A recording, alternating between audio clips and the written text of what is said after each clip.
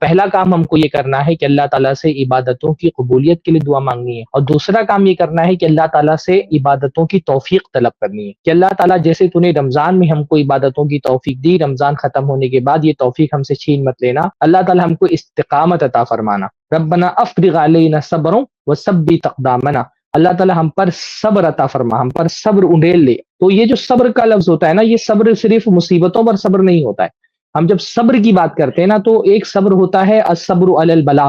اور ایک ہوتا ہے الصبر علی الطاعہ، ایک ہوتا ہے بلاؤں اور مصیبتوں پہ صبر کرنا، تو یہ بھی صبر کی ایک اعلیٰ ترین قسم ہے۔ اور ایک ہوتا ہے الصبر علی الطاعہ، اطاعت کے کاموں پر صبر کرنا، یہ بھی صبر کی ایک قسم ہے۔ تو جیسے آدمی روزہ رکھتا ہے، روزہ رکھتے ہوئے اس کو تکلیف محسوس ہوتی ہے، بھوک کی شدت، پیاس کی شدت اس کو پریشان کرتی ہے، اور اس کا نفس اس کو ابھارتا ہے کہ کھانا کھا لو، پانی پی لو، پر وہ اپنی نفس کو مارتا ہے، اور نفس کو مارنے کے اس پروسیجر میں اس کو وہ تکلیف محسوس ہوتی ہے اور اس کو صبر کرنا پڑتا ہے۔ فجر کی اذان ہوتی ہے، نرم و گرم بستر پر وہاں سے اٹھ کر کے وضو بنانا، مسجد میں حاضر ہو کر کے اللہ رب العالمین کی بارگاہ میں سجدہ ریز ہونا نفس پر بھاری پڑتا ہے، نفس کو ایک طرح کی مشقت کرنی پڑتی ہے، اور اس مشقت کے لیے صبر کرنا پڑتا ہے۔ تو صبر صرف مصیبتوں پر نہیں ہوتا ہے، صبر اطاعت کے کاموں میں بھی ہوتا ہے۔ اللہ تعالیٰ سے دعا مانگنی چاہیے کہ اللہ تعالیٰ ہم کو صبر کی اور ثبت اقدامنا، ہم کو ثابت قدم رہنے کی اللہ تعالیٰ توفیق نصیب فرما۔ یہ ثابت قدمی بھی